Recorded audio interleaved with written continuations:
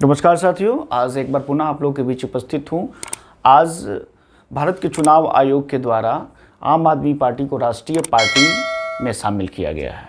क्या होता है राष्ट्रीय पार्टी में? किसी भी पार्टी को शामिल होने के लिए कौन सी अर्हताएँ होनी चाहिए? अगर कोई पार्टी राष्ट्रीय पार्टी बन जाती है तो इससे क्या लाभ होता है? आज इन्हीं मुद्दों पर हम लोग विस्तार से चर्चा करेंगे। तो आज का वीडियो बहुत ही खास होने वाला है। तो जो भी मित्र अभी इस चैनल पर नए आए हैं, कृपया करके चैनल को सब्सक्राइब करें, लाइक करें, शेयर करें, कमेंट्स करें। आगे बढ़ते हैं। किसी भी पार्टी को राष्ट्रीय पार्टी में शामिल करने के लिए 2-3 अर्हताओं को पूरा करना होता है। 2-3 ऐसे शर्त हैं जिसको पूरा करना होता है। उसमें से कोई एक शर्त भी अगर पूरा करता है तो उस पार्टी को राष्ट्रीय पार्टी माना जाता है। आइए देखते हैं, इस विषय पे हम लोग चर्चा करते हैं। सबसे पहली, कोई भी पार्टी को राष्ट्रीय पार्टी होने के लिए पार्टी को कम से कम 4 राज्यों में न्यूनतम 6% वोट शेयर होना चाहिए। यहाँ ध्यान देने वाली बात है कि किसी भी 4 राज्य में जो वोट शेयर होता है उस वोट शेयर का 6% न्यूनतम होना चाहिए। और इसी शर्त पर आम आदमी पार्टी को राष्ट्रीय पार्टी में शामिल किया गया है, क्योंकि जो दूसरा शर्त है वो आम आदमी पार्टी फुलफिल नहीं करता है। जैसे कि लोकसभा में कुल सीटों का 2% कम से कम 3 राज्यों में होना चाहिए। तो 2% का मतलब यहाँ होता है कि अगर लोकसभा में अधिकतम जो संख्या होती है वो 552 होती है, 545 पे चुनाव होते हैं, 552 का अगर 2% हम लोग निकालेंगे तो 11 सीट होगा। मतलब कि 3 राज्यों में 11-11 सीट अगर मिलता है किसी पार्टी को तो वो राष्ट्रीय पार्टी बनने के लिए योग्य है। तीसरी जो शर्त है वो पार्टी को 4 राज्यों में क्षेत्रीय दल का दर्जा प्राप्त हो। 4 अलग अलग राज्यों में क्षेत्रीय दल का अगर उसकी मान्यता मिली हुई है तब भी उसे राष्ट्रीय पार्टी माना जा सकता है। लेकिन यहाँ पे जो आम आदमी पार्टी को राष्ट्रीय पार्टी का दर्जा मिला है वो पहले शर्त को पूरा करने पर मिला है कि कम से कम 4 राज्यों में 6% वोट शेयर होना चाहिए। आइए देखते हैं कि आम आदमी पार्टी की अभी स्थिति क्या है। आम आदमी पार्टी जो कि 26 नवंबर 2012 को इसकी स्थापना हुई थी। 26 नवंबर हम लोग याद रखेंगे, 26 नवंबर को संविधान दिवस कहा जाता है। 26 नवंबर 1949 को भारत के संविधान को अंगीकृत किया गया था, स्वीकृत किया गया था। तो इसलिए 26 नवंबर को इस तरह से हम लोग याद रखेंगे। 26 नवंबर 2012 को इसकी स्थापना हुई थी। दिल्ली में अभी आम आदमी पार्टी के 62 MLAs हैं, पंजाब में 92 हैं, गुजरात में 5 है और गोवा में 2 है। वोट शेयर की बात करें तो दिल्ली में वोट शेयर 53% है, पंजाब में 42% है, गुजरात में 13% है और गोवा में 6.77% है। अर्थात कि तीनों जगह 6% से अधिक है। और यही शर्त के आधार पर आम आदमी पार्टी को राष्ट्रीय पार्टी के रूप में शामिल किया गया है। आम आदमी पार्टी के राज्यसभा में 10 सांसद हैं, हालांकि लोकसभा में अभी खाता नहीं खुल पाया है, एक भी सांसद नहीं है। तो इस शर्त को पूरा करने पर ही आम आदमी पार्टी को राष्ट्रीय पार्टी के रूप में शामिल किया गया है, उसे मान्यता दी गई है। अब अगर कोई पार्टी राष्ट्रीय पार्टी बन जाती है तो उसे क्या लाभ होगा? ये सोचने वाली बात है कि अगर कोई पार्टी राष्ट्रीय पार्टी बन जाती है तो उससे कौन कौन से लाभ होंगे। आइए इस पर चर्चा करते हैं, देखते हैं। अगर कोई पार्टी राष्ट्रीय पार्टी बन जाती है तो वो अपना सिंबल जो है देश भर के लिए सुरक्षित रख सकती है। जैसे कि आम आदमी पार्टी को जैसे ही राष्ट्रीय पार्टी का दर्जा मिला तो उसने यह ऐलान कर दिया कि जो उनका चुनाव चिन्ह है झाड़ू का, वो पूरे देश में उसके लिए वो उसको सुरक्षित कर दिया है। दूसरी जो लाभ है इसका, राष्ट्रीय पार्टी चुनाव प्रचार के लिए अधिकतम 40 स्टार प्रचारक रख सकते हैं। जब भी आम चुनाव होंगे तो 40 अधिकतम स्टार प्रचारक के रूप में राष्ट्रीय पार्टियों को इस तरह की छूट मिली हुई है। तीसरा जो है वो राजधानी दिल्ली में सब्सिडाइज रेट पर सब्सिडी पर ज़मीन उपलब्ध हो जाता है, जो कि बहुत अच्छी बात है। अच्छी मतलब राष्ट्रीय पार्टी के लिए है। या फिर बंगला मिल जाता है, ये सब राष्ट्रीय पार्टी के लिए ही सिर्फ उपलब्ध हो पाता है, राष्ट्रीय राजधानी क्षेत्र दिल्ली में।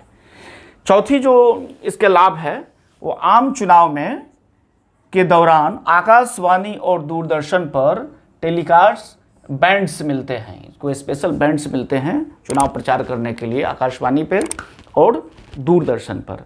तो ये भी एक बहुत बड़ा फायदा है राष्ट्रीय पार्टी होने के नाते। पांचवा अगर इसको देखा जाए तो राष्ट्रीय पार्टी को सिर्फ एक प्रस्तावक की ज़रूरत होती है।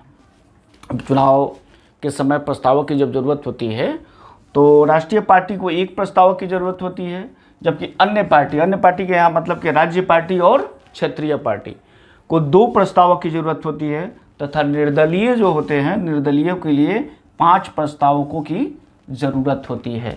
तो राष्ट्रीय पार्टी से होने से फ़ायदा ये भी है कि सिर्फ उसे एक प्रस्तावक की ही ज़रूरत होती है। तो ये 5 तरह के फ़ायदे हैं, लाभ है राष्ट्रीय पार्टी होने के लिए।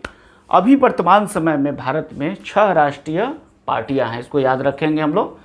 पहला बीजेपी है, भाजपा भारतीय जनता पार्टी, दूसरा कांग्रेस है, तीसरा सीपीएम है, चौथा एनपीपी है nationalist people's party, BSP Bahujan Samaj party, और सबसे नया जो सदस्य इसमें शामिल हुआ है वो है आप, जिसे आज शामिल किया गया है आम आदमी पार्टी। जबकि 3 जो पार्टियां पहले से थी वो अब इस जो श्रेणी थी राष्ट्रीय पार्टी की श्रेणी उससे उसको मुक्त कर दिया गया है, जिसमें से टीएमसी है, एनसीपी है और सीपीआई मार्क्सवादी है। ये तीनों पार्टियां अब सिर्फ क्षेत्रीय पार्टी बन के रह गई हैं।